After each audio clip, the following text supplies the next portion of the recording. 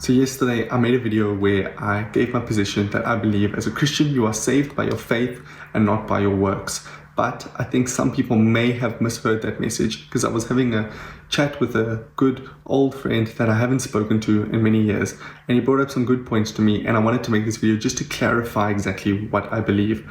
I believe you are saved by your faith, but your works do come into effect once you are saved.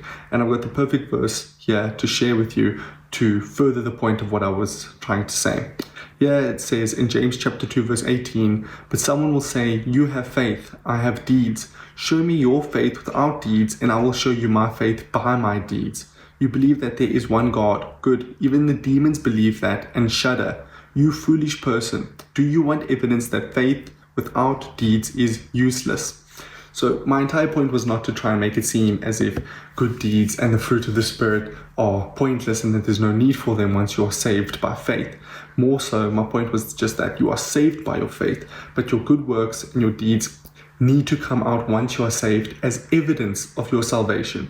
Like I've said in previous videos in the past, that if you claim to be a Christian, but you have no fruit of the Spirit, and that you have no good deeds, it can become very clear whether you are actually saved or not. And like Paul writes here in James, that faith without works is dead. It means that as Christians, we show our faith by our good works. Our good works and our fruit of the Spirit is not what saves us, but it's what shows other people that we are saved, that we are changed, that we have love, kindness, caringness, patience, peace, all these things that we know of the fruit of the Spirit.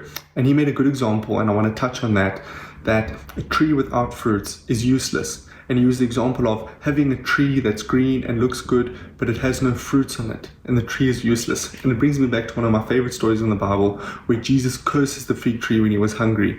And on the surface level, this just seems like a funny story. That's really random. But the analogy behind the story is that the tree looked good because it had green leaves and it looked like a normal tree, but it had no fruit, so it was useless. And Jesus says that it must be cut down and thrown into the eternal fire. So what he's making in that point, and what Paul's making in the book of James, is that yes, you are saved by your faith, but your works need to come after that. And without any of the works, your faith is dead, because how can you say you believe in Jesus and not do what he wants you to do?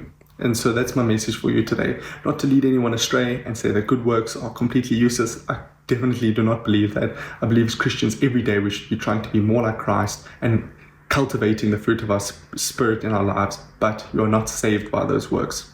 But until tomorrow, God bless.